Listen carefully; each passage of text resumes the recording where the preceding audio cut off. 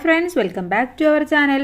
8ാം ക്ലാസ്സിലെ വാർഷിക മൂല്യനിർണ്ണയം 2022-23 വർഷത്തെ ആരോഗ്യ കായിക വിദ്യാഭ്യാസം, കലാവിദ്യാഭ്യാസം, പ്രവൃത്തി പഠനം, ഇതിലെ ക്വസ്റ്റ്യൻ പേപ്പറാണ് നമ്മൾ നോക്കാൻ പോകുന്നത്.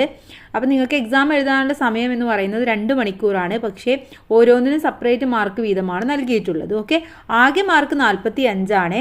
അപ്പോൾ ഒന്നാമത്തെ പേപ്പർ എന്ന് പറയുന്നത് ആരോഗ്യ കായിക വിദ്യാഭ്യാസമാണ്. അതിനുള്ള സമയം എന്ന് പറയുന്നത് 40 മിനിറ്റ്, സ്കോർ 15ഉമാണ്. ഓക്കെ, അപ്പോൾ നമുക്ക് ആദ്യം ഈ ഒരു ആരോഗ്യ കായിക വിദ്യാഭ്യാസത്തിലെ ക്വസ്റ്റ്യൻസും അവയുടെ ആൻസേഴ്സും നോക്കാം. 1 മുതൽ 6 വരെയുള്ള ചോദ്യങ്ങളിൽ ഏതെങ്കിലും 4 എണ്ണത്തിന് ഉത്തരം എഴുതാനാണ് പറഞ്ഞിട്ടുള്ളത്. ശരി ഉത്തരത്തിന് 1 സ്കോർ വീതം, ആകെ 4 സ്കോറാണ്. ഒന്നാമത്തെ ചോദ്യം, ആഷസ് ട്രോഫി ഏത് കായിക ഇനവുമായി ബന്ധപ്പെട്ടിരിക്കുന്നു? Ashes trophy. Okay, cricket, football, shuttle, badminton, tennis. ഏതാണ്? ക്രിക്കറ്റുമായി ബന്ധപ്പെട്ടതാണ്. അപ്പോൾ ഉത്തരം ക്രിക്കറ്റാണ്. 2, ഏത് വിഭാഗക്കാർക്കുള്ള ഫുട്ബോൾ മത്സരത്തിലാണ് ഫിഫ ഗ്രീൻ കാർഡ് ഉപയോഗിക്കുന്നത്? 19 വയസ്സിൽ താഴെ, 14 വയസ്സിൽ താഴെ, 17 വയസ്സിൽ താഴെ, 12 വയസ്സിൽ താഴെ. ഉത്തരം 14 വയസ്സിൽ താഴെ എന്നുള്ളതാണ്. ഓക്കെ, മൂന്നാമത്തേത്, ദേശീയ സ്പോർട്സ് മ്യൂസിയം ആരുടെ ഓർമ്മക്കായിട്ടാണ് സ്ഥാപിച്ചത്? ദേശീയ സ്പോർട്സ് മ്യൂസിയം ആണ്. ധ്യാൻ ചന്ദ്, സുരേഷ് ബാബു, മിൽഖ സിംഗ്, ജിമ്മി ജോർജ്. ആരുടെയാണ്? ധ്യാൻ ചന്ദിൻ്റെയാണ്. ധ്യാൻ ചന്ദ്. 4, ചിത്രത്തിൽ കൊടുത്തിരിക്കുന്ന ഒളിമ്പിക് മെഡൽ ജേതാവിനെ തിരിച്ചറിയുക. ആരാണിത്? പിയ ശ്രീജേഷ്, നീരജ് ചോപ്ര, സുശീൽ കുമാർ, അഭിനവ് ബിത്ര. ആരാണ്? നീരജ് ചോപ്രയാണ്. നീരജ് ചോപ്ര. ഇനി 5, സ്ഥിരമായി കായിക പ്രവർത്തനങ്ങളിൽ ഏർപ്പെടുന്നത് മൂലം പേശി വ്യവസ്ഥയിൽ ഉണ്ടാകുന്ന ഗുണകരമായ മാറ്റം എന്താണ്? പേശി തളർച്ച, പേശികളുടെ കാര്യക്ഷമത കുറയുന്നു, പേശികളുടെ വലിപ്പം വർദ്ധിക്കുന്നു, രക്തചംക്രമണം കുറയുന്നു. ഏതാണ്? പേശികളുടെ വലിപ്പം വർദ്ധിക്കുന്നു എന്നുള്ളതാണ്. ഇനി ഇതിലെ 6ാമത്തെ ചോദ്യത്തിലേക്ക് കടക്കാം. താഴെ കൊടുത്തിരിക്കുന്നതിൽ കമിഴ്ന്നു കിടന്നു ചെയ്യുന്ന യോഗാസനത്തിന്റെ പേര്. കമിഴ്ന്നു കിടന്നു ചെയ്യുന്നതാണ്. ഓക്കെ, പശ്ചിമോത്സനം, നൗകാസനം, അർദ്ധപവന മുക്താസനം, മകരാസനം. ഉത്തരം മകരാസനമാണ്. ഓക്കെ, ഇനി 7ാമത്തെ ചോദ്യത്തിലേക്ക് കടക്കാം. 7 മുതൽ 12 വരെയുള്ള ചോദ്യങ്ങളിൽ ഏതെങ്കിലും 4 എണ്ണത്തിന് ഉത്തരം എഴുതുക. ശരി ഉത്തരത്തിന് 2 സ്കോർ വീതമാണ്. 7ാമത്തെ ചോദ്യം, സന്ധികൾ എന്നാൽ എന്ത്? ചലനശേഷി അനുസരിച്ച് സന്ധികളെ എങ്ങനെ തരം തിരിക്കാമെന്നാണ് ചോദിച്ചിട്ടുള്ളത്. സന്ധികൾ എന്ന് പറയുന്നത് ശരീരത്തിലെ എല്ലുകളെ ചലിക്കാനും പ്രവർത്തിക്കാനും സഹായിക്കുന്നത് സന്ധികളാണ്. ചലന സവിശേഷത അനുസരിച്ച് സന്ധികളെ 3ആയി തരംതിരിച്ചിട്ടുണ്ട്. ചലനരഹിത സന്ധി, അല്പചലന സന്ധി, സ്വതന്ത്ര ചലന സന്ധി. ഓക്കെ, ചലനരഹിത സന്ധി, അല്പചലന സന്ധി, സ്വതന്ത്ര ചലന സന്ധി. ഓക്കെ, ഇനി ഇതിലെ 8ാമത്തെ ചോദ്യം, ഡിസ്ലൊക്കേഷനും സബ് ലൊക്കേഷനും തമ്മിലുള്ള വ്യത്യാസം എഴുതാനാണ് പറഞ്ഞിട്ടുള്ളത്. അപ്പോൾ സന്ധികളിൽ നിന്ന് അസ്ഥികൾ മാറി നിൽക്കുന്ന അവസ്ഥയാണ് ഡിസ്ലൊക്കേഷൻ എന്ന് പറയുന്നത്. സന്ധികളിൽ നിന്ന് അസ്ഥികൾ മാറി നിൽക്കുന്ന അവസ്ഥ. ഇനി ഭാഗികമായി മാറി നിൽക്കുന്നതിന് സബ് ലൊക്കേഷൻ എന്നും പറയുന്നു. 9, ചുറുചുറുക്ക് എന്നാൽ എന്ത്? കളികളിൽ നിന്ന് 2 ഉദാഹരണം എഴുതുക. എന്താണ് ചുറുചുറുക്ക് എന്ന് പറഞ്ഞാൽ? ശരീരത്തിലെ സന്തുലനാവസ്ഥ നിലനിർത്തി വിവിധ ദിശകളിലേക്ക് വേഗത്തിൽ ചലിക്കാനുള്ള കഴിവിനെയാണ് നമ്മൾ ചുറുചുറുക്ക് എന്ന് പറയുന്നത്. അഥവാ ഫുട്ബോൾ, ക്രിക്കറ്റ് എന്നിവയൊക്കെ ഇതിന് ഉദാഹരണമാണ്. ഒന്നുകൂടെ പറയാം. ശരീരത്തിന്റെ സന്തുലനാവസ്ഥ നിലനിർത്തി വിവിധ ദിശകളിലേക്ക് വേഗത്തിൽ ചലിക്കാനുള്ള കഴിവിനെയാണ് ചുറുചുറുക്ക് എന്ന് പറയാം. ഫുട്ബോൾ, ക്രിക്കറ്റ് എന്നിവയൊക്കെ ഇത്തരത്തിലുള്ള ഗെയിമുകളാണ്. ഇനി ഫുട്ബോൾ കളിക്കിടെ ഗ്രീൻ കാർഡ് കാണിക്കുന്ന അവസരം ഏത് എന്നാണ് ചോദിച്ചിട്ടുള്ളത്. എപ്പോഴാണ് ഫുട്ബോളിൽ ഗ്രീൻ കാർഡ് കാണിക്കുന്നത്? അഥവാ 14 വയസ്സിൽ താഴെയുള്ള വിഭാഗക്കാർക്കുള്ള ഫുട്ബോൾ മത്സരത്തിൽ ഏർപ്പെടുത്തിയ ഒരു നിയമനിർദ്ദേശമാണ് ഇത്. ഫുട്ബോൾ മത്സരങ്ങൾക്കിടെ വീണുകിടക്കുന്ന എതിർ ടീം അംഗം എഴുന്നേൽപ്പിക്കുക, ഗോളടിക്കുന്ന സഹ കളിക്കാരനെ പോലെ എതിരാളികളെയും പ്രോത്സാഹിപ്പിക്കുക തുടങ്ങിയ പെരുമാറ്റ രീതികൾ അനുവർത്തിക്കുന്ന കളിക്കാരനെ റഫറി കാണിക്കുന്ന കാർഡാണ് ഗ്രീൻ കാർഡ് എന്ന് പറയുന്നത്. ഓക്കെ, അപ്പോൾ 14 വയസ്സിന് താഴെയുള്ള വിഭാഗക്കാർക്കുള്ള ഫുട്ബോളിലാണ് അതിലുള്ള ഒരു നിയമനിർദ്ദേശമാണ് ഈ ഒരു ഗ്രീൻ കാർഡ് എന്ന് പറയുന്നത്. ഇനി 11, അഗാരകൻ എന്നാൽ എന്ത്? അഗാരകൾ എന്നാൽ എന്ത്? അഗാരകൾ എന്ന് പറഞ്ഞാൽ ഗുസ്തി പ്രോത്സാഹിപ്പിക്കുന്ന ഒരു പദ്ധതിയാണിത്. പഴയ അഗാരകളിൽ ഗുസ്തിയിൽ വിവിധ പരിശീലനം നൽകുകയും ചെയ്യുന്നു. ഓക്കെ, അപ്പോൾ ഇത് ഗുസ്തിയെ പ്രോത്സാഹിപ്പിക്കുന്ന ഒരു പദ്ധതിയാണ്. 12, നാഷണൽ സ്പോർട്സ് ടാലന്റ് കോൺടെസ്റ്റിൽ പ്രവർത്തനങ്ങൾ വിശദീകരിക്കുക. അതിൻ്റെ പ്രവർത്തനങ്ങൾ എന്തൊക്കെയാണെന്നാണ് നമ്മൾ എഴുതേണ്ടത്. അഥവാ 8 മുതൽ 14 വയസ്സായ കുട്ടികളെ കണ്ടെത്തി ഭാവിയിലെ വാഗ്ദാനങ്ങൾ ആക്കുക എന്നതാണ് ഈ പദ്ധതി വിഭാവനം ചെയ്യുന്നത്. അവരുടെ വിദ്യാഭ്യാസവും കായിക പരിശീലനവും നൽകുക. അതുപോലെ തന്നെ കായിക പരിശീലനത്തിന് ആവശ്യമായ ഭൗതിക സഹായവും മെച്ചപ്പെടുത്തുക. ഇതാണ് പ്രധാനമായിട്ടും ഇതിൻ്റെ പ്രവർത്തനം എന്ന് പറയുന്നത്. ഇനി 13 മുതൽ 14 വരെയുള്ള ചോദ്യങ്ങളിൽ ഏതെങ്കിലും ഒരെണ്ണത്തിനാണ് ഉത്തരം എഴുതേണ്ടത്. 13ാമത്തെ ചോദ്യം, സ്പോർട്സ് അതോറിറ്റി ഓഫ് ഇന്ത്യയുടെ ലക്ഷ്യങ്ങൾ എന്തൊക്കെയാണെന്നാണ് ചോദിച്ചിട്ടുള്ളത്. പ്രധാനമായിട്ടും മികച്ച താരങ്ങളെ കണ്ടെത്തുക, മികച്ച പരിശീലനം നൽകുക, അന്താരാഷ്ട്ര മത്സരങ്ങളിൽ പരിചയം നൽകുക, ശാസ്ത്രീയപരമായിട്ടുള്ള പരിശീലനവും ഉപകരണ ലഭ്യതയും ഉറപ്പുവരുത്തുക, ദേശീയ ടീമിന്റെ തയ്യാറെടുപ്പ്, പശ്ചാത്തല സൗകര്യം മെച്ചപ്പെടുത്താൻ മികച്ച കോച്ചുകളെയും കായിക അധ്യാപകരെയും സൃഷ്ടിക്കുക. ഇതൊക്കെയാണ് പ്രധാനപ്പെട്ട ലക്ഷ്യങ്ങൾ എന്ന് പറയുന്നത്. 14ാമത്തെ ചോദ്യം, കളിസ്ഥലത്ത് കളിക്കാർ പാലിക്കേണ്ട മര്യാദകൾ എന്തെല്ലാം എന്ന് വിശദീകരിക്കാനാണ് പറഞ്ഞിട്ടുള്ളത്. അപ്പോൾ നമുക്കറിയാം, ഒരു കളി നടക്കുന്നിടത്ത് അതിൻ്റെതായ നിയമങ്ങളും ചട്ടങ്ങളും പാലിക്കാനുണ്ടാവും. അപ്പോൾ അതൊക്കെ പാലിക്കുക.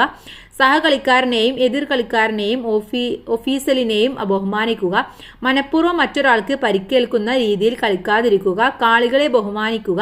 സത്യസന്ധമായി പെരുമാറുക. കളിക്കളത്തിൽ അസഭ്യ വാക്കുകളും ചേഷ്ടകളും ഉപയോഗിക്കാതിരിക്കുക. സമയനഷ്ട പാലിക്കുക.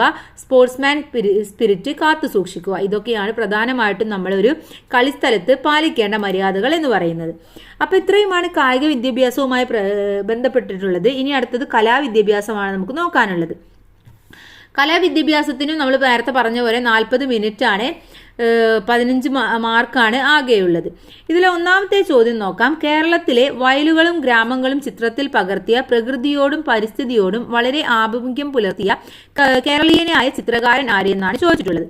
ഓപ്ഷൻസ് വന്നിട്ടുണ്ട്: രാജൻ എം കൃഷ്ണൻ, അതുൽ ദോത്തിയ, അപർണ കൗർ, സുബോധ് ഗുപ്ത. ആരാണ്?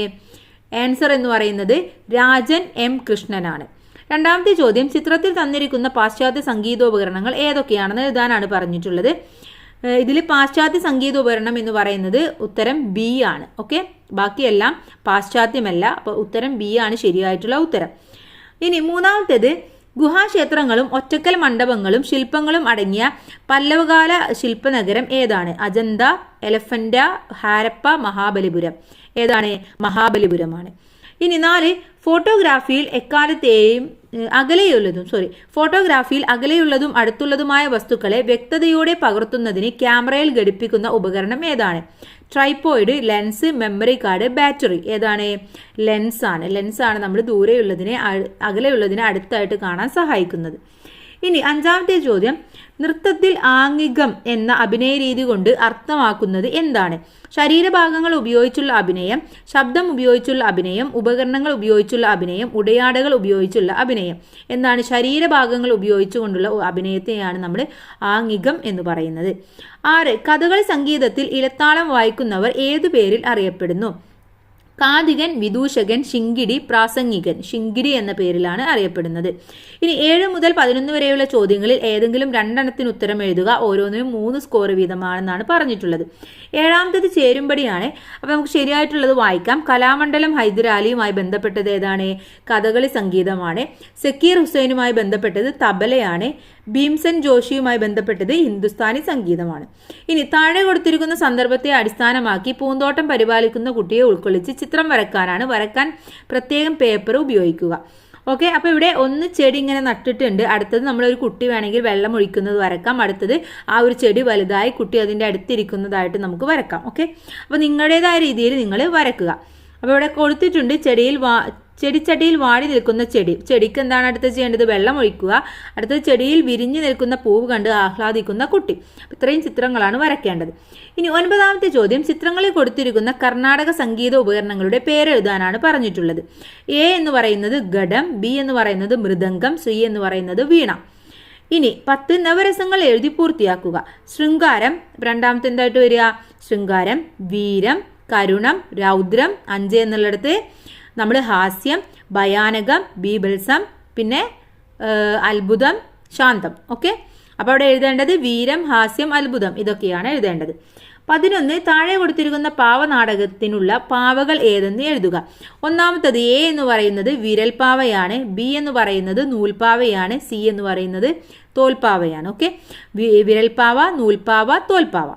ഇനി 12 മുതൽ 14 വരെയുള്ള ചോദ്യങ്ങളിൽ ഏതെങ്കിലും ഒന്നിന് ഉത്തരം എഴുതുക. ശരി ഉത്തരത്തിന് 5 സ്കോർ വീതമാണ്. ഇനി 12ാമത്തെ ചോദ്യം, നിങ്ങളുടെ നാട്ടിൽ നടക്കുന്ന പുഷ്പോത്സവത്തിന് മനോഹരമായ പോസ്റ്റർ തയ്യാറാക്കുക. അനുയോജ്യമായ തലക്കെട്ടും ചിത്രവും വരച്ച് നിറം നൽകി പൂർത്തിയാക്കുക. പോസ്റ്റർ തയ്യാറാക്കാൻ പ്രത്യേകം പേപ്പർ ഉപയോഗിക്കുക. ഓക്കെ, അപ്പോൾ നിങ്ങൾ നല്ല ഭംഗിയായിട്ട് കളറൊക്കെ കൊടുത്ത് നല്ല ചിത്രമൊക്കെ വരച്ചിട്ട് എഴുതുക. അതിൻ്റെ ഉള്ളിൽ എന്തെങ്കിലും എഴുതാം. പൂക്കളുടെ വർണ്ണ വസന്തം കടന്നു വരവായി, പ്രദർശനവും വിൽപ്പനയും, പുഷ്പോത്സവം എന്നൊക്കെ എന്തെങ്കിലും നിങ്ങൾക്ക് എഴുതി കൊടുക്കുകയും ചെയ്യാം. 13ാമത്തെ ചോദ്യം നോക്കാം. കഥകളി സംഗീതം, മാപ്പിളപ്പാട്ട്, പുള്ളുവാൻ പാട്ട് ഇവയിൽ ഏതെങ്കിലും ഒന്നിനെ കുറിച്ച് തയ്യാറാക്കാനാണ് പറഞ്ഞിട്ടുള്ളത്. ഒരു കുറിപ്പാണ് തയ്യാറാക്കേണ്ടത്. അപ്പോൾ ആദ്യം നമുക്ക് മാപ്പിളപ്പാട്ട് എന്താണെന്ന് നോക്കാം. മാപ്പിളപ്പാട്ട് എന്ന് പറഞ്ഞാൽ കേരളത്തിലെ മുസ്ലിം ജനവിഭാഗങ്ങൾക്കിടയിൽ രൂപം കൊണ്ട സംഗീത ശാഖയാണ് മാപ്പിളപ്പാട്ട്. ഇത് അറബി മലയാളത്തിലെ സാഹിത്യമായാണ് രൂപം കൊണ്ടിട്ടുള്ളത്.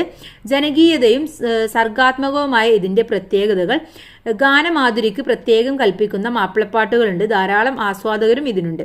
ഇനി പുള്ളുവൻ പാട്ടാണെങ്കിലോ കേരളത്തിന്റെ തനത് പാരമ്പര്യത്തിന്റെ ഭാഗമാണിത്. പ്രാചീനമായ നാടൻ പാട്ട് സംസ്കാരത്തിൽ വേറിട്ട് നിൽക്കുന്ന ഒരു സംഗീത ശാഖയാണ് പുള്ളുവൻ പാട്ട്. ഇതൊരു അനുഷ്ഠാന കലയായി നിലനിൽക്കുന്നു. പുള്ളുവൻ കുടവയും പുള്ളുവ വീണയുമാണ് ഇതിലെ പ്രധാന സംഗീതോപകരണങ്ങൾ എന്ന് പറയുന്നത്. ഇനി കഥകളി സംഗീതമാണെങ്കിലോ കഥകളി അവതരണത്തിലെ ഗാനവും അനുബന്ധ വാദ്യോപകരണങ്ങളും ചേരുന്നതാണ് കഥകളി സംഗീതം. ഇതിലെ പാട്ടാണ് കഥകളി. പദം, മദ്ദളം, ചേങ്ങില, ഇലത്താളം തുടങ്ങിയവയാണ് ഇതിലെ വാദ്യോപകരണങ്ങൾ. അഭിനയത്തെ പൊലിപ്പിക്കുക എന്നതാണ് കഥകളി സംഗീതത്തിന്റെ ധർമ്മം എന്ന് പറയുന്നത്. ഇനി 14ാമത്തെ ചോദ്യം നോക്കാം. മേശപ്പുറത്തെ പെൻ സ്റ്റാൻഡിനകത്ത് ഒരു പെൻസിൽ, വെള്ള പേപ്പർ ക്ലിപ്പ് ചെയ്ത് വെച്ച റൈറ്റിംഗ് ബോർഡ് എന്നിവയുണ്ട്. അവിടേക്ക് പെൻസിലിനെ തിന്നാനായി ഒരു എലി കടന്നു വന്നു. പെൻസിലിന് എലിയിൽ നിന്നും രക്ഷപ്പെടാനായി ഓടി വെള്ള പേപ്പർ ക്ലിപ്പ് ചെയ്തു വെച്ച ബോർഡിനടുത്തേക്ക് പെൻസിൽ പേപ്പറിൽ പൂച്ചയുടെ ചിത്രം വരച്ച് എലിയെ കാണിക്കുന്നു. എലി പേടിച്ചോടുന്നു. ഈ കഥാസന്ദർഭത്തെ കാർട്ടൂൺ സിനിമയാക്കി ചിത്രീകരിക്കാൻ സ്റ്റോറി ബോർഡ് വരക്കാനാണ് പറഞ്ഞിട്ടുള്ളത്. അപ്പോൾ നിങ്ങൾ ഈ പറയുന്ന കാര്യങ്ങളെല്ലാം ഇവിടെ സ്റ്റോറി ബോർഡായിട്ടൊന്ന് വരച്ചാൽ മതി. ഒന്നാമത് വരക്കേണ്ടത് മേശപ്പുറത്ത് ക്ലിപ്പ് ബോർഡും പെൻ സ്റ്റാൻഡും പെൻസിലുമുള്ള ഒരു ചിത്രം. രണ്ടാമത്തേത് എലി കടന്നു വരുന്നു, പെൻസിൽ ഓടുന്നു. ഇതാണ് രണ്ടാമതായിട്ട് വരയ്ക്കേണ്ടത്. മൂന്നാമതായിട്ട് പെൻസിൽ പേപ്പറിനടുത്തെത്തുന്നു, പിന്തുടരുന്ന ഒരു എലിയെയും പിന്നെ പൂച്ചയുടെ ചിത്രം എലിയെ കാണിക്കുന്നു, എലി പേടിച്ചു ഓടുന്നു. ഇതൊക്കെയാണ് നിങ്ങൾ വരയ്ക്കേണ്ടത്. ഇനി അടുത്തത് പ്രവൃത്തി പഠനമാണ് നമുക്ക് നോക്കാനുള്ളത്. അപ്പോൾ കലാവിദ്യാഭ്യാസവും കഴിഞ്ഞു. ഇനി പ്രവൃത്തി പഠനത്തിലേക്ക് കടക്കാം. 1 മുതൽ 4 വരെയുള്ള ചോദ്യങ്ങൾ ഏതെങ്കിലും 3 എണ്ണത്തിനാണ് ഉത്തരം എഴുതേണ്ടത്. ഒന്നാമത്തെ ചോദ്യം, ഹരിത കേരളം മിഷന്റെ ഭാഗമായി വിദ്യാലയങ്ങളിൽ നടപ്പിലാക്കിയ പച്ചക്കറി കൃഷിക്ക് ജലക്ഷാമം പരിഹരിക്കുന്നതിന് വേണ്ടി സ്വീകരിക്കാവുന്ന ജലസേചന രീതി ഏതാണെന്നാണ് ചോദിച്ചിട്ടുള്ളത്. തുള്ളിനന രീതി, കോരിയൊഴിക്കുന്ന രീതി, പമ്പിംഗ് രീതി, മഴക്കുഴി രീതി. ഏതാണ്? തുള്ളിനന രീതിയാണ്. രണ്ടാമത്തേത്, ചെറുധാന്യങ്ങളിൽ കൂടുതലായി അടങ്ങിയിരിക്കുന്ന പോഷകം ഏത്? ജീവകം കെ, നാരുകൾ, ജീവകം ഡി, ജീവകം സി. ഏതാണ് അവിടെ ഉത്തരം എന്ന് പറയുന്നത്? നാരുകളാണ്. ഓക്കെ, നാരുകളാണ് ഉത്തരമായിട്ട് വരേണ്ടത്. 3, താഴെ കൊടുത്തിരിക്കുന്ന ചിത്രങ്ങളെ രോഗസംക്രമണം തടയുന്നതിന് സ്വീകരിക്കാവുന്ന ഏറ്റവും ഉചിതമായ മാർഗം ഏത്? A, B, C. ഇതിലെ ഏതാണ്? ഇതിലെ കൈ കഴുകുന്ന എ എന്നുള്ള കൈ കഴുകുന്ന ചിത്രമാണ് നമ്മൾ സ്വീകരിക്കേണ്ടത്. ഇനി 4ാമത്തെ ചോദ്യം നോക്കാം. വലിയ പൂക്കളുടെ ഇതളുകൾ തയ്ച്ച് പൂർത്തിയാക്കുവാൻ സ്വീകരിക്കുന്ന അലങ്കാര തയ്യൽ ഏത്? Stem stitch, feather stitch, scalloping, long and short stitch. ഏതാണ്? ലോങ് ആൻഡ് ഷോർട്ട് സ്റ്റിച്ചാണ്. ഇനി 5 മുതൽ 9 വരെയുള്ള ചോദ്യങ്ങളിൽ ഏതെങ്കിലും 4 എണ്ണത്തിനാണ് ഉത്തരം എഴുതേണ്ടത്. 5ാമത്തെ ഫ്ലോ ചാർട്ട് പൂർത്തിയാക്കാനാണ്. ബുക്ക് ബൈൻഡിങ്, കാലിക്കോ, പിന്നെ എന്താണ് വരുന്നത്?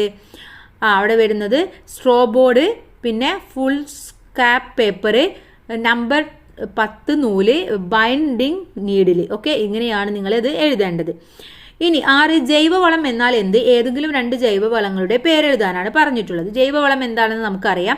പ്രകൃതിക്ക് ഇണങ്ങുന്ന വിധത്തിലും ആരോഗ്യത്തിന് ദോഷകരമല്ലാത്തതുമായ രീതിയിൽ ജൈവാവശിഷ്ടങ്ങളെ വളമാക്കി മാറ്റുന്നതിനെയാണ് നമ്മൾ ജൈവവളം എന്ന് പറയുന്നത്.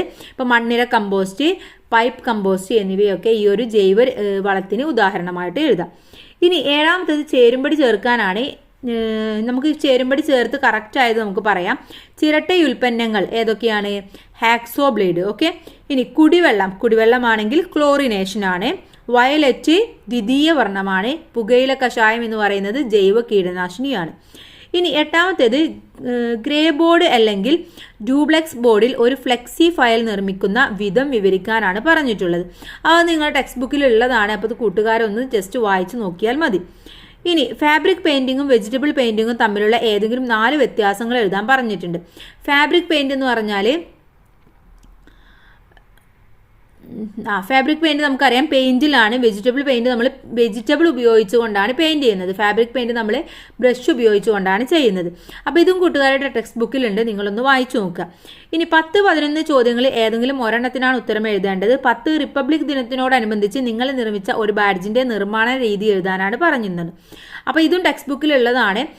ബാഡ്ജ് നിർമ്മിക്കുന്നത് എങ്ങനെയാണെന്ന് ടെക്സ്റ്റ് ബുക്കിൽ കൊടുത്തിട്ടുണ്ട്, അതൊന്ന് വായിച്ച് മനസ്സിലാക്കുക. 11 പാടം നികത്തൽ, മണൽ വാരൽ, കുന്നിടിക്കൽ എന്നിവയെക്കുറിച്ചുള്ള ഒരു പോസ്റ്റർ തയ്യാറാക്കാനാണ് പറഞ്ഞിട്ടുള്ളത്. അപ്പോൾ അതിന് നല്ല ഭംഗിയായിട്ട് പോസ്റ്റർ തയ്യാറാക്കുമ്പോൾ നല്ല ഒരു ബോക്സിൻ്റെ ഉള്ളിൽ വരക്കുക. അതുപോലെ തന്നെ എന്തെങ്കിലും അതുമായിട്ട് റിലേറ്റ് ചെയ്തിട്ടുള്ള എന്തെങ്കിലും പിക്ചേഴ്സ് വരച്ചു കൊടുത്തിട്ട് ഇതിന് എതിരായിട്ടാണ്. അപ്പോൾ എന്താണ് പ്രകൃതി എന്ന് പറയുന്നത്? പ്രകൃതി ദൈവത്തിൻ്റെ വരദാനമാണ്, അതൊരിക്കലും നമ്മൾ നശിപ്പിക്കരുത്. അല്ലെങ്കിൽ പാടം, മണൽ, ഇതൊക്കെ എന്ത് പറയുന്നതാണ്? എന്താണ് പ്രകൃതിയുടെ മനുഷ്യൻ്റെ പല്ല് പോലെയാണ് പ്രകൃതിക്കും. ആ ഒരു പല്ല് പോയാൽ അതിൻ്റെ ഭംഗി നഷ്ടപ്പെടുമെന്ന് പറഞ്ഞുകൊണ്ടോ എന്തെങ്കിലും നിങ്ങൾക്ക് ഇത് റിലേറ്റ് ചെയ്തിട്ടുള്ള എന്തെങ്കിലും 1-2 ലൈനുകളും എഴുതി ചേർക്കാവുന്നതാണ്. അപ്പോൾ ഇത്രയുമാണ് ഈ ക്വസ്റ്റ്യൻ പേപ്പർ എന്ന് പറയുന്നത്. എല്ലാ കൂട്ടുകാരും ടെക്സ്റ്റ് ബുക്ക് നന്നായിട്ട് വായിച്ച് മനസ്സിലാക്കി വെക്കുക. GK ജനറൽ ആയിട്ടുള്ള കുറച്ച് ക്വസ്റ്റ്യൻസുകളും വരാറുണ്ട്. അപ്പോൾ അതൊക്കെ കൂട്ടുകാരൊന്ന് മനസ്സിലാക്കി വെക്കുക. എല്ലാവർക്കും നല്ല മാർക്ക് തന്നെ സ്കോർ ചെയ്യാൻ കഴിയട്ടെ. Thanks for watching.